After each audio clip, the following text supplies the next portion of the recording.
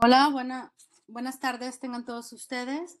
Bienvenidos a la tercera sesión del módulo de otorrinolaringología de parte de Geriatrims y de la Academia Mexicana de Geriatría. Nuevamente los saludo, yo soy la doctora Macarena Cifuentes Martínez, médico internista y geriatra. Resido aquí en Monterrey, Nuevo León y estoy en el Hospital General de Zona número 6 en San Nicolás. Y bueno, pues el día de hoy, para culminar y cerrar con broche de oro nuestro tema, tengo el honor de presentar con el tema de rehabilitación vestibular a la doctora Josefina Alejandra Morales del Ángel. La doctora Morales, ella es médico cirujano y partero por la Facultad de Medicina por el Hospital Universitario de Monterrey, Nuevo León. Hizo la especialidad de otorrinolaringología también por el Hospital Universitario. Tiene la subespecialidad en neurootología y cirugía de base de cráneo en el Instituto Nacional de Neurología Manuel Velasco. Además, pertenece al Sistema Nacional de Investigadores, es miembro activo, es miembro fundador también del Colegio Mexicano de Otología, de Neurootología y de Cirugía de Base de Cráneo. Actualmente también se desempeña como profesora, tanto de pregrado como de posgrado, en el Hospital Universitario, en el servicio de otorrinolaringología. Y pues bueno, como comentaba, la doctora nos va a exponer el día de hoy el tema muy importante que viene a concluir con todo lo que hemos visto de los trastornos del vértigo, la hipoacusia y ahora cómo rehabilitar a nuestros pacientes mayores. Vamos a empezar con la ponencia y al final vamos a proceder con las preguntas y también seguimos con el concurso para obtener una beca para el Congreso de la Academia Mexicana de Geriatría. Sabemos que va a ser a finales de julio, del 27 al 29. Los invitamos a que se inscriban y bueno, participar, poner mucha atención ahorita para ver si se pueden ganar tanto médicos externos como residentes una beca para la inscripción. Sin más preámbulo, voy a comenzar con la ponencia. Bienvenidos.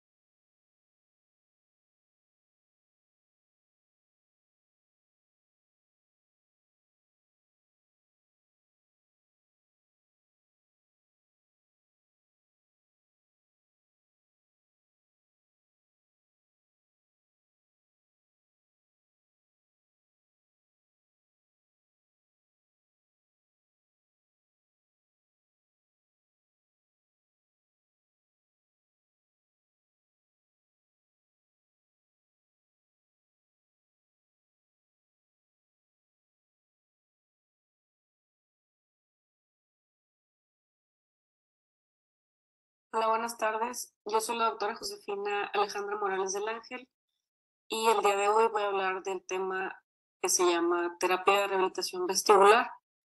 Quiero agradecer la invitación y bueno, vamos a empezar con el tema que nos toca el día de hoy. Hablando un poco acerca de lo que vamos a tocar en esta pequeña charla, pues quiero recordarles un poco acerca de los componentes del sistema vestibular.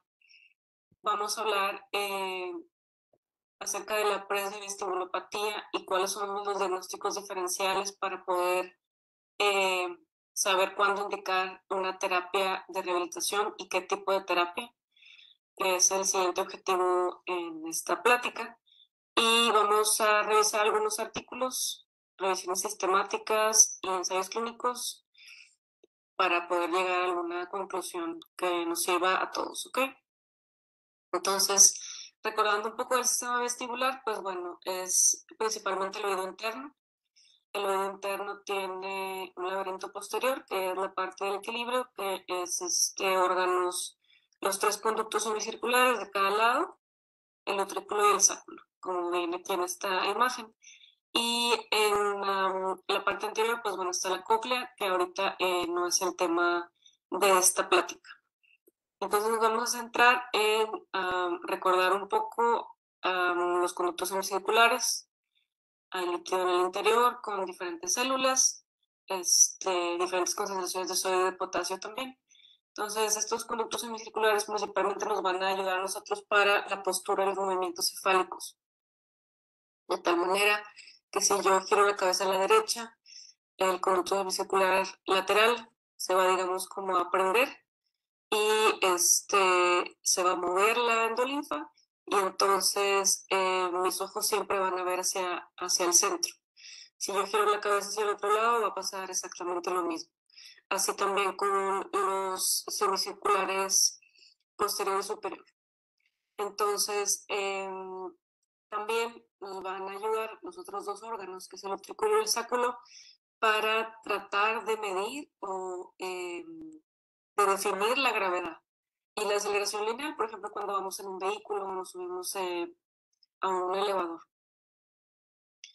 Entonces, el sistema vestibular junto con otros órganos, sobre todo los ojos, movimientos oculares y las principales articulaciones como es la cadera y los miembros inferiores, pues forman una red de estímulos o de sinapsis que van y se integran en una parte del cerebelo que es así como la computadora del equilibrio, ¿no? Entonces, tenemos nosotros unos reflejos que son principalmente mandatorios del sistema vestibular. Ahorita, por ejemplo, lo que les explicaba de los conductos semicirculares, pues es una cosa que se llama reflejo vestíbulo ocular, que nos permite mantener la vista centrada hacia el frente. Todo lo que no sea así, pues va a ser un reflejo vestíbulo ocular que no está bien adaptado y el paciente se va a quejar de que cuando gira la cabeza tiene un cierto retraso en el movimiento ocular. Esto sí tiene su nombre, se llama retinal slip y, por ejemplo, la otra que nosotros podemos ver en la exploración física pues son las sacadas correctivas y sacadas encubiertas y hay un estudio electrofisiológico que nos ayuda a medir eso, ¿okay? Que lo vamos a ver un poquito más adelante. Los otros dos reflejos, el reflejo vestíbulo espinal y el reflejo vestíbulo cervical, pues nos van a ayudar para la postura y la gravedad y la marcha, ¿ok?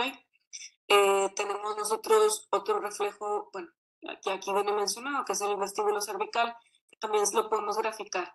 Igual es un estudio electrofisiológico. No voy a ahondar tanto en esto, pero lo que se hace es que se mide, se ponen unos electrodos en el músculo esternocleidomastoideo y en los músculos oculares para poder tener un trazo y nosotros ver o de manera objetiva ver los 6 órganos del oído interno, de la parte del equilibrio. Entonces, ¿esto por qué es importante? Porque nosotros vemos este tipo de pacientes que son de edad mayor a 60 años y también más jóvenes, generalmente a partir de los 40, incluso a veces pacientes pediátricos que van a tener algún trastorno del equilibrio. En esta clase en específico nos vamos a centrar en los pacientes que tienen 60 años o más. Entonces hay una enfermedad que se llama presbivestibulopatía, que ya está bien descrita y tiene criterios diagnósticos por la Sociedad Varani. La Sociedad Varani es una de las sociedades internacionales que nos rigen a nosotros como neurotólogos. Y entonces, dentro de sus criterios, pues tenemos 4 grandes rubros, ¿no? Aquel paciente que tiene síntomas por más de 3 meses, que se le conoce como síndrome vestibular crónico y que tiene al menos 2 de estos síntomas que les presento aquí en la diapositiva. Uno es inestabilidad, que tenga a lo mejor lateropulsión, que el paciente ustedes le pregunten que si tiene dificultad en la marcha y te contesta que sí. Los problemas en la marcha, ya sea que sea muchísimo más lenta, que tenga una base de sustentación amplia, que tenga un mareo crónico, mareo, el paciente lo puede describir como muchos síntomas, entonces hay que estar como muy, tener el interrogatorio pues muy, muy claro al momento de que el paciente nos explique a qué se refiere con mareo, porque a veces puede decir, bueno, me siento mareado y tengo, no sé, un ejemplo, la cabeza volada, o mejoro cuando me acuesto y empeoro cuando me levanto. Entonces, bueno, ahí podríamos no específicamente pensar en algo vestibular, sino en algo también cardiovascular, una hipotensión postural, etcétera, ¿no? Y aquí el paciente que también va a presentar caídas, caídas que pueden o no ser recurrentes con su morbilidad, como ya bien sabemos. Entonces, una vez que ya tenemos bien definido este síndrome vestibular crónico, pues hay que corroborarlo con estudios, que era lo que yo les comentaba al inicio. Hay que pedir por lo menos un VEGIT, no tanto una silla rotatoria en el país no hay tantas y es un poco complejo la medición o no estamos tan familiarizados con ello, pero el VEGIT sí. El VEGIT, ¿qué es? Es dentro de la batería de estudios que nosotros tenemos para poder corroborar que esos vestíbulos no funcionan bien de manera adecuada de los dos lados, o sea, una hipofunción vestibular bilateral periférica, pues tenemos una cosa que se llama videoelectroencefalografía. ¿Esto qué es? Son las pruebas calóricas. ¿Ok? Entonces, esas pruebas calóricas van a medir o nos van a dar una idea a nosotros de qué también funciona el conducto semicircular lateral. Entonces, hay estudios nuevos, como este que se llama VEGIT, que te mide exactamente los tres conductos semicirculares y te los grafica, con sacadas encubiertas y sacadas eh, que no son encubiertas. Entonces, dentro de este estudio te da un puntaje y entonces estos criterios mencionan que ese reflejo vestibular medido por el VEGIT tiene que tener ese cierto puntaje para realmente considerarlo que ese vestíbulo del paciente no está funcionando bien. ¿Okay? Aquí estamos hablando de manera bilateral. Eh, hay otro tipo de patologías, como digo, no son los de esta clase, pero que solamente puede ser un vestíbulo que no está funcionando bien, y eso pues es una hipofunción vestibular unilateral. ¿Ok? Bueno, ahorita platicamos un poco más de eso. Ya platicaba también yo lo de las pruebas calóricas, ¿no? Y bueno, mencionaba al inicio también, es un paciente que debe tener 60 años o más y que no debe de tener alguna otra patología o que no se explique ese mareo, ¿no? Por algo cardiovascular o por algún otro tipo de enfermedad también del vestíbulo. Y una vez teniendo este diagnóstico, pues bueno, podemos también tener medidas en la consulta pues más objetivas como algún tipo de cuestionario para poner previo la rehabilitación y después al término de la misma. Hablando un poco de la prevalencia y el impacto que tiene esta presbivestibulopatía. Entonces, en los artículos se dice que por lo menos los pacientes que tienen 65 años, 3 de cada 10 van a tener algún otro tipo de enfermedad. Y aumenta con la edad, ¿ok? Entonces, entre 75 y 80 años va a ser el 50%, 5 de cada 10. Hay otros artículos que mencionan que es un poco más la prevalencia. Esto varía obviamente en las poblaciones. ¿Y por qué es importante? ¿Por qué tenemos que pensar en ello? ¿Qué diagnosticarlo? ¿Qué tratarlo? Pues bueno, porque estos pacientes, si tienen una caída, pueden tener una fractura, principalmente de cadera, que obviamente va a presentar muchísimo más mortalidad en el paciente. Pueden tener una velocidad de la marcha disminuida y esto igual ocasiona riesgo alto de caídas.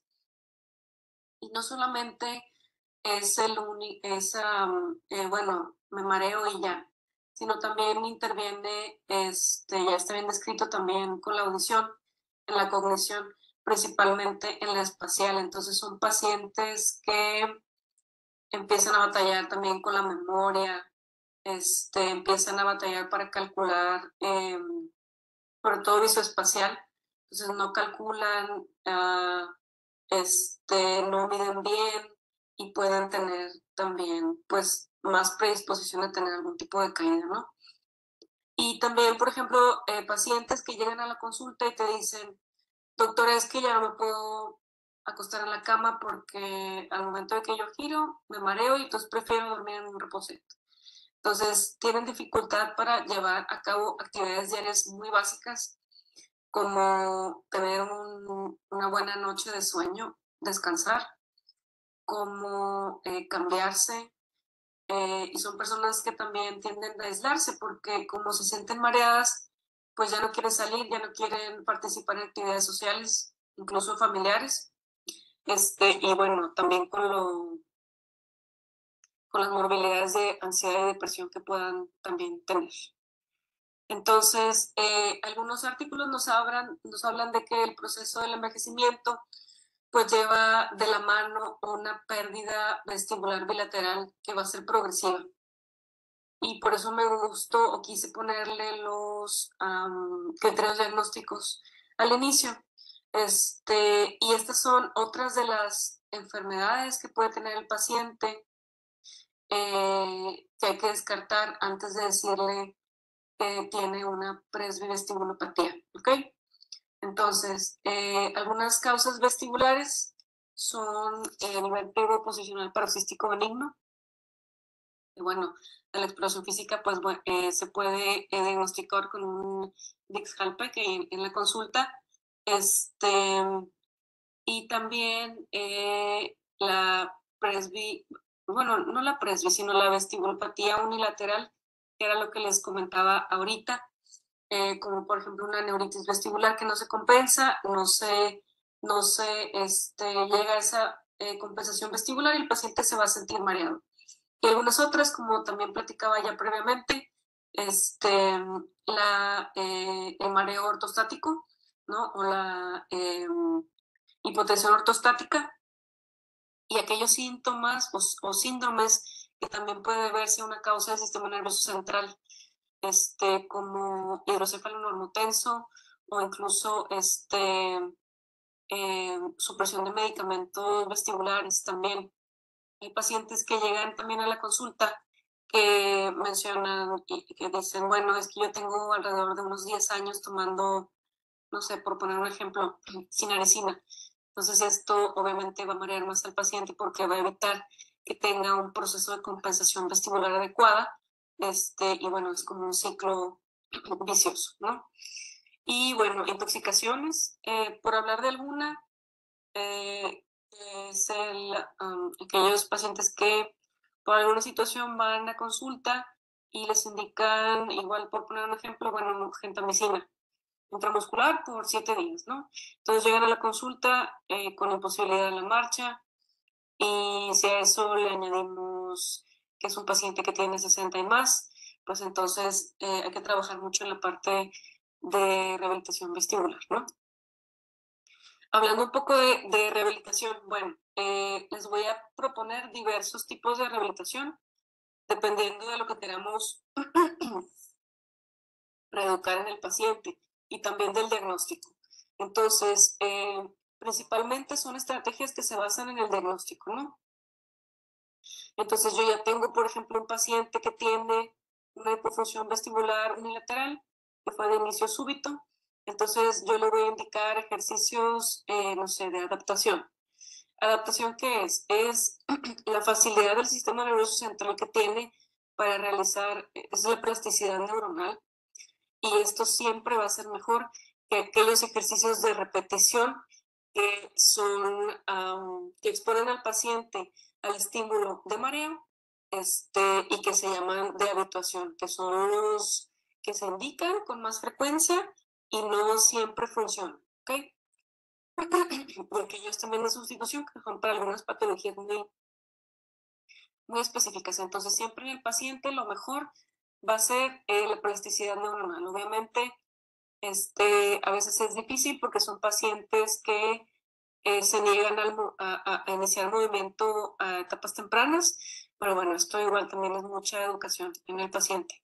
Entonces, yo creo que probablemente la mayor parte de nosotros conozcamos los ejercicios de habituación que se describieron desde los 40 por estos dos autores, Y son ejercicios que empiezan del menor movimiento al mayor movimiento. Primero el paciente sentado, solamente moviendo ojos, después ojos y cabeza, y después pidiéndole que se mueva de manera sentada, o sea, sentado y agachándose, y luego el paciente se sienta, se levanta y se vuelve a sentar, y luego ya un poco de marcha. ¿Y esto qué es lo que hace? Va a ayudar al paciente. Entonces, lo que va a pasar en este paciente es que se va a habituar. O sea, no estamos creando una plasticidad neuronal, sino que yo voy a exponer al paciente al mareo y entonces conforme vaya haciendo ejercicios de repetición, el paciente se va a sentir menos mareado hasta que llegue a compensar. ¿Ok? Estos ejercicios más o menos lo dejamos unos 3 meses y los vamos viendo cómo va el paciente más o menos entre 3, 4 semanas para ver si hacemos algún tipo de ajuste. ¿Y cómo lo podemos hacer o cómo lo podemos llevar a cabo? Pues bueno, de manera objetiva, que el paciente lo vea con números, por así decirlo, pues es poniéndole un set o una serie de preguntas que ya están validadas, por lo menos en Estados Unidos, y que engloban tanto los puntos para ver qué tanto afecta la parte emocional al paciente, el paciente con mareo, qué tanto le afecta la parte física y qué tanto le afecta en la parte de que no es hábil o no se puede valer por él mismo, o de disability, que sé, como se dice en inglés. Entonces, ya teniendo un puntaje, le ponemos previo a la rehabilitación y cuando terminamos la rehabilitación para que él sienta y también nosotros ver si realmente le está funcionando o si no le está funcionando al paciente. Hay también otro estudio que se puede hacer con un posturógrafo. Este posturógrafo es un equipo que a nosotros nos va a decir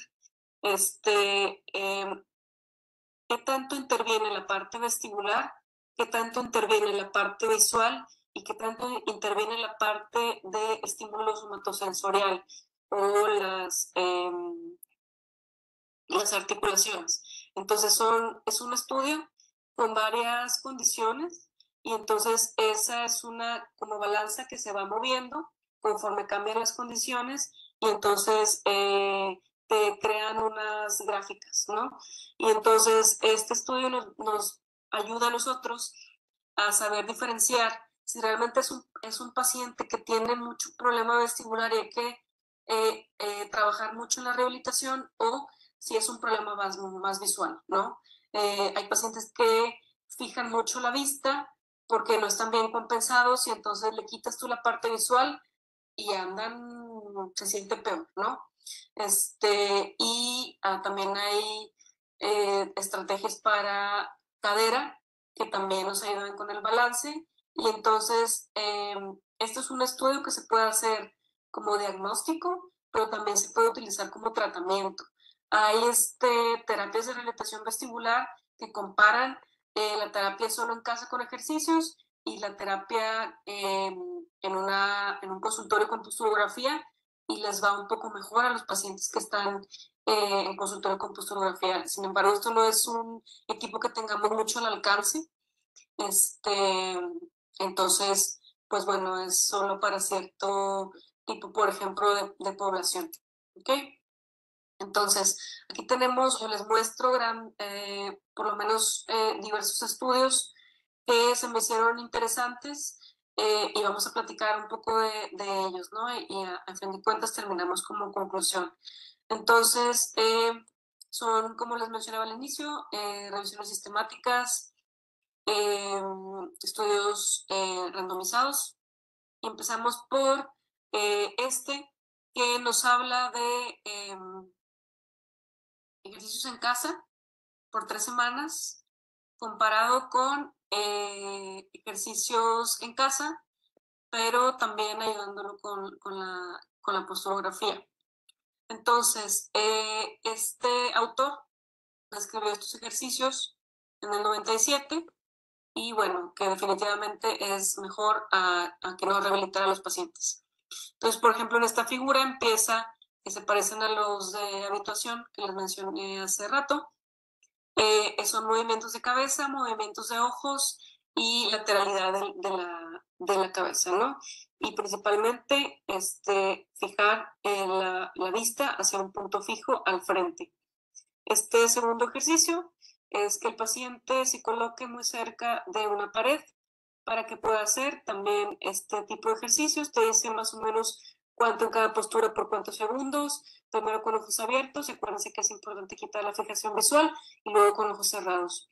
Y este también, que es el tercer ejercicio, es como un romper modificado, igual que se va rotando el paciente cerca de la pared y siempre está ayudándose de alguien para evitar caídas. Y esta, por último, es quitarle, por ejemplo, la propiocepción, ponerlo arriba de una almohada o ponerlo, o sea, que no esté en el piso, así. Yo le digo a los pacientes como si estuvieran, vamos a quitarle la tierra, ¿no? Y entonces, también esto se puede, aparte de la postografía, nos puede ayudar mucho la realidad virtual. Y ese es otro artículo que lo que hicieron es que grabaron videos a los pacientes y luego les pusieron lentes de realidad virtual, y bueno, lograron ver que en este tipo de pacientes, aquellos que están expuestos a terapia con realidad virtual, les va un poquito mejor en el desenlace o en el outcome. Y bueno, los videos aquí los explican rápidamente. Uno es un video de 15 minutos donde es como si estuviera expuesto a un medio ambiente, que si estuviera caminando por una acera, con ruido ambiental de fondo, tráfico y demás. Y otro es, los mandamos, por ejemplo, a veces, no sé, al súper, y que vayan caminando por el pasillo, volteando hacia un estante y hacia el otro. Y aquí utilizaron también una caminadora, ¿no? Para hacer las veces de la realidad virtual con el pasillo. Y estos son los ejercicios que estuvieron en este programa, ¿no? También son ejercicios de movimiento de cabeza, de estabilidad de la marcha y de estabilidad postural principalmente. Y estos son los artículos que utilizaron para este estudio. Hay muchos otros y luego también les muestro un poquito más adelante algunas otras opciones. Hay un estudio, bueno, ahorita vamos a hablar un poquito de él. En otro estudio también de estos que les mostré, comparan 2 meses de rehabilitación con y sin uso de bastón. Y el uso de bastón ellos lo recomiendan para promover la parte de darle un input somatosensorial al paciente. Es como ayudarlo a que mejore su marcha, y así promueve, junto con la terapia, pues la compensación vestibular, y entonces les va mejor a los pacientes. Aquí ellos lo que concluyen es que como quiera, ellos dicen, bueno, ¿sabes qué? Es muy poco tiempo de terapia, no vi mucho cambio en la rehabilitación sola, pero con el uso de bastón sí. Y ellos también concluyen que aquellos pacientes que tienden a caminar más lento, pues tienden a o presentan más probabilidades de presentar una caída, y esto pues les ayuda mucho con el bastón. Yo trato también siempre de decirle a los pacientes que prefiero que usen bastón a que presenten una caída, y definitivamente prefiero que usen bastón a que anden en silla de ruedas, porque eso evita la compensación vestibular, no la evita, sino la larga. Algunas otras intervenciones que también están plasmadas en estos artículos, pues es la telerehabilitación, sobre todo con tiempos de pandemia, o aquellos pacientes que tienen movilidad disminuida o que sus cuidadores no los pueden llevar a la consulta, pues entonces está bastante bien la telerehabilitación, ya sea, no sé, desde WhatsApp, Skype, Zoom, lo que ustedes prefieran, y se reportan experiencias positivas tanto como el rehabilitador como para el paciente, ¿no? También otras intervenciones en los diversos artículos que revisé hablan del Tai Chi, del Wii Fit y del yoga. Pero en general, habla de que, bueno, el paciente de 60 años y más busca ese contacto social y que prefiere o le va mejor con una terapia de rehabilitación vestibular supervisada, ¿ok? Entonces, a veces los pacientes lo que buscan es, oye, bueno, eh, yo lo puedo hacer en la casa, pero pues a veces no me siento motivado, o sabe que doctora, pues no, esta vez no los hice porque, no sé, por muchas excusas, ¿no? Entonces, si ustedes ya tienen una cita o tienen citas destinadas para terapia de rehabilitación vestibular, pues es muchísimo más frecuente o más probable que el paciente tenga un mejor apego y pueda tener una mejor rehabilitación. Opciones en la web hay muchas también. Para profesionales de la salud hay una página que se llama vestibular.org. Es una página que nos da opciones de terapia de rehabilitación y también habla de algunos otros problemas, ¿no? Problemas vestibulares, y también es una página que tiene un apartado para pacientes y también hay foros de discusión y demás. Y para pacientes, pues páginas de yoga, páginas de tai chi, les puse un ejemplo. Esta página de yoga hay clases gratuitas, y algunas otras aplicaciones como para hacer ejercicios yoga también. De Tai Chi no encontré mucho, pero por lo menos aquí en el estado, pues bueno, hay algunas talleres y demás de Tai Chi. Entonces, para concluir, la terapia de rehabilitación vestibular tiene que ser basada en el diagnóstico. Primero tengo que tener un diagnóstico para poder iniciar una terapia. Y hay muchos tipos de terapia. Ya una vez que tengamos el diagnóstico, podemos indicar el tipo de terapia adecuada para, ya sea si queremos que el paciente se adapte, si el paciente queremos que se habitúe, ¿no? Y bueno, esta terapia es principalmente para la función vestibular bilateral. Y para aquellos pacientes que, a pesar de que tengan 60 años o más, pero no es bilateral, pues entonces hay otro tipo de ejercicios que se pueden indicar. No puse aquí nada de postural tampoco, porque esos son ejercicios que son no tanto de terapia, sino como de reentrenamiento. Pero pues bueno, siempre y cuando sea supervisada, le va mejor. Eh, Creo que es más factible en nuestro medio aquellos programas de realidad virtual que, por ejemplo, pedirle al paciente que tenga una rehabilitación con posturografía con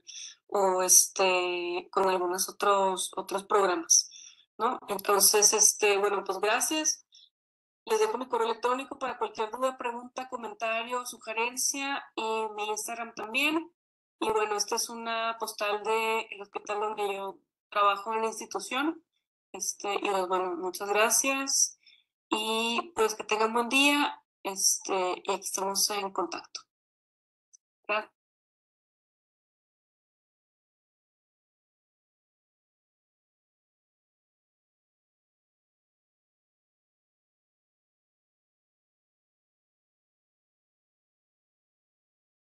Muchas gracias, doctora Josefina, por la ponencia. Muy interesante todo lo que nos comenta desde el punto de vista del otorrinolaringólogo, ¿no? Realmente son temas muy comunes que compartimos como especialistas. Comentábamos en las sesiones previas que el vértigo, las caídas, la inestabilidad postural realmente son temas muy complejos que tenemos siempre que abordar. Muchas veces son el motivo de consulta de nuestros pacientes mayores, y el vértigo es uno de los que más a veces complicados de tratar por la recidiva que tienen los pacientes, ¿no? Entonces, no sé, en su experiencia, comentaba ahorita los ejercicios estos de habituación, generalmente tienen que ser recomendados 3 meses, pero en el adulto mayor no sé si existe alguna diferencia, haya notado que tenga que dejarse más tiempo, o cuál sería ahí como algo más en específico. Hola, buenas tardes. Sí, pues 3 meses, creo que es un buen tiempo. Casi siempre los inicias y le vas dando seguimiento cada 3 semanas. Y dependiendo de lo que te vaya dando el paciente como retroalimentación, pues ya le modificas o le agregas o le disminuyes. Hay otras sedes que las hacen menor tiempo. 3 semanas, 2 meses, pero quedan incompletos. Okey. Sí, generalmente, pues sí tenemos que concluir eso y, pues, valorar, ¿no? Como comenta con el cuestionario, ¿no? Ver qué tanto pudo haber mejorado el paciente y cuál va a ser algún a lo mejor pasar a otro tipo de intervención, como mencionaba. Muy bien, pues muchísimas gracias, doctora, por su excelente ponencia. No sé si aquí ya están compartiendo, estaban pidiendo su correo, la están felicitando. Y pues continuando con nuestro programa, la invitamos para proyectar las preguntas, para las preguntas ahorita de la sesión y ver si el ganador se va a hacer acreedor a la beca para el Congreso de la Academia Mexicana de Geriatría. Bueno, vamos a proyectarlas, permítanme un momento.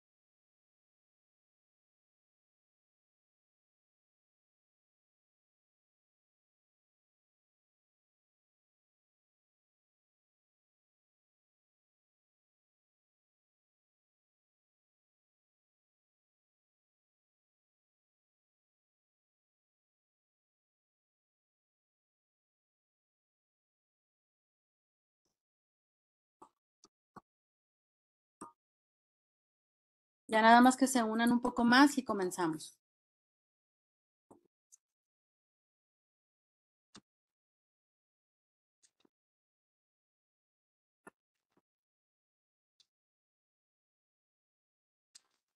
Traten de ponerse su nombre para poder identificarlos mejor para el ganador. Recuerdan que es por tiempo, entonces el jugador que conteste más rápido, ese va a ser el que va a ir puntuando, bueno, va a tener más puntos y al final se va a promediar. Listo, pues yo creo que ya comenzamos.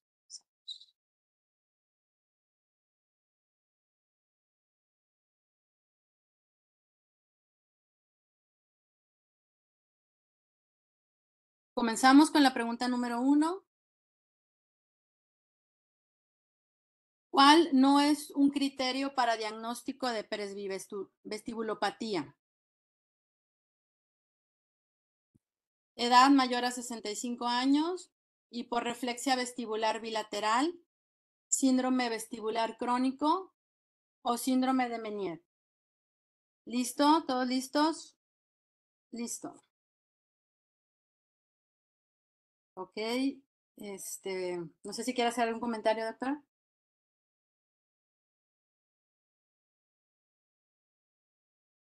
Creo que está desactiva. Ya listo. Recordando los criterios, nada más es eh, la edad y el síndrome de Meniere, pues no va ahí porque es otro síndrome vestibular, generalmente es unilateral. Muy bien, correcto. Bien. Vamos a pasar a la siguiente. Ok, vemos el primer lugar, una matrícula JMMN y Diego Ortega. Muy bien, felicidades. Seguimos.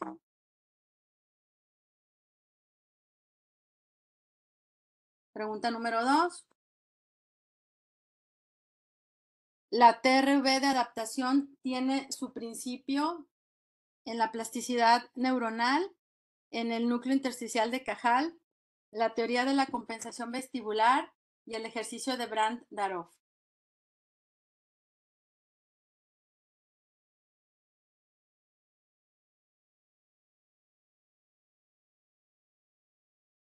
Ok, muy bien, 14 personas, la plasticidad neuronal, esa sí estaba complicada.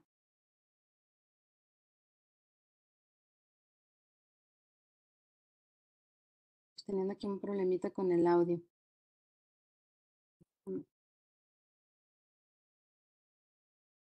Doctora,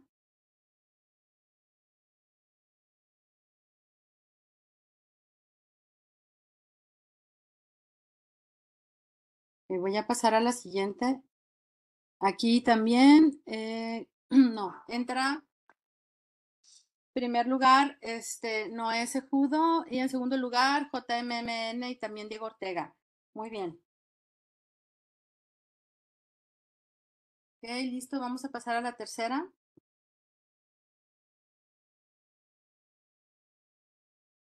¿En qué tipo de hiporreflexia vestibular debe iniciarse la terapia de rehabilitación vestibular de habituación?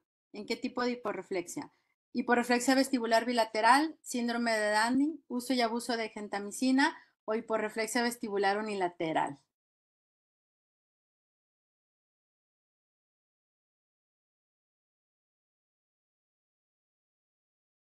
Ok, la respuesta correcta es hiporreflexia vestibular bilateral. Déjeme ver.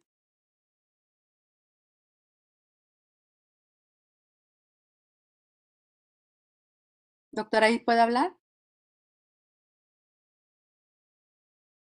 No.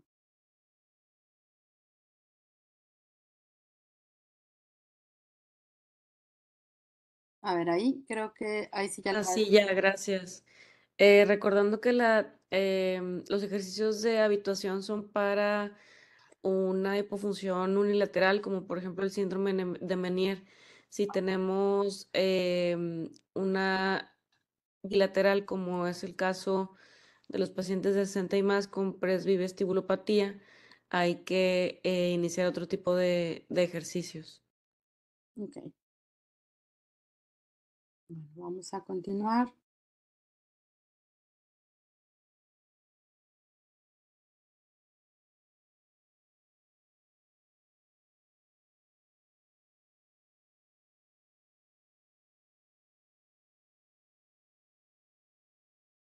Primer lugar, en Noé también. Bueno, no. La matrícula y JMMN, por eso les comento que pongan su nombre. Noé Sejudo y Lalo Pacheco. Muy bien, felicidades. Ahí vamos. Ok, pasamos a la cuarta pregunta. ¿Cuál es el reflejo vestíbulo ocular? Vamos a ver, las opciones son, ¿es el reflejo que estabiliza la mirada cuando no hay movimiento? ¿Es el reflejo que estabiliza la mirada cuando existe movimiento? ¿Es un reflejo primitivo del sistema nervioso central? Y es un reflejo vestibular que nos favorece la propiocepción. Muy bien. La número B. Es el reflejo que estabiliza la mirada cuando existe movimiento. Discúlpenme, pero aquí estamos teniendo un problema con el audio para que la doctora inmediatamente nos comente, pero bueno, déjenme habilitarla. Creo que ya, doctora. Sí, gracias. Pues sí, el reflejo vestíbulo ocular es aquel que fija la mirada o la estabiliza hacia el centro, hacia un punto fijo, cuando hay movimiento cefálico. Correcto. Muy bien. Bueno, vamos a pasar con la última pregunta, ya para conocer a los ganadores.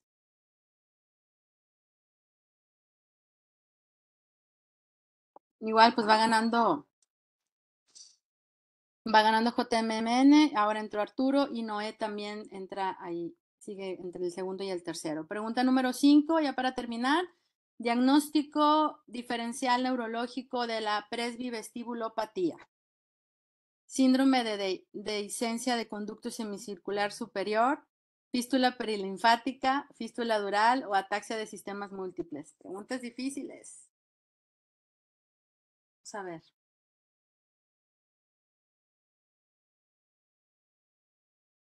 Correcto. Número D, ataxia de sistemas múltiples.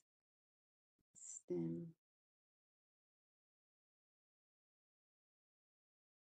Muy bien, ya fue la última Eh, pregunta, doctora. sí, pues muy bien, muchas felicidades a los ganadores. Y, y bueno, de las tres opciones, pues de las dos primeras, pues son meramente causas vestibulares. La tercera sí es una causa de sistema nervioso central, que es muy rara, pero bueno, en pacientes de 60 y más sí hay que tener siempre en mente la ataxia de sistemas múltiples. Perfecto. Correcto, pues muchísimas gracias, doctora, por su apoyo y compartir sus conocimientos en esta sesión y bueno, pues la estaremos molestando para futuras sesiones también. Muchísimas gracias y voy a proceder a compartir quién fue el ganador. Vamos a ver. Sí, gracias por la invitación.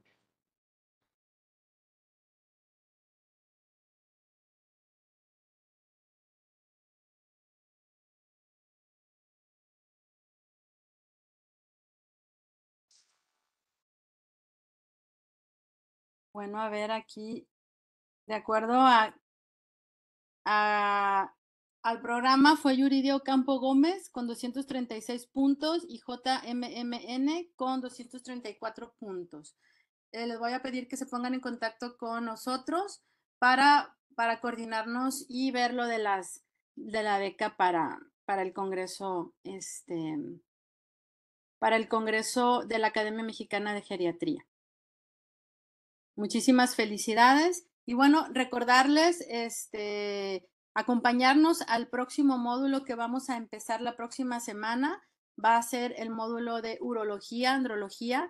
Van a estar muy buenos los temas. En breve les vamos a compartir el temario. A la misma hora, 7 de la tarde, jueves, para que compartan entre ustedes. Y vamos a seguir con la misma dinámica de las becas para el Congreso de la Academia Mexicana de Geriatría, a llevarse a cabo del 27 al 29 de julio. Aprovecho también para invitarlos a inscribirse. Está en la página, pueden acceder a ella también como residentes y como médicos externos y conozcan todos los privilegios. Y bueno, el Congreso del Geriatrims también, para que lo vayan contemplando, va a ser en octubre, para varias categorías y para que vayan con tiempo tramitando sus becas. Pues sin más por agregar, les agradezco mucho su compañía, su presencia el día de hoy y esperemos les haya servido, nos hayamos distraído un poquito y participado en estas sesiones académicas que son bastante enriquecedoras. Que tengan muy buena noche y nos estamos viendo aquí la próxima semana. Hasta luego.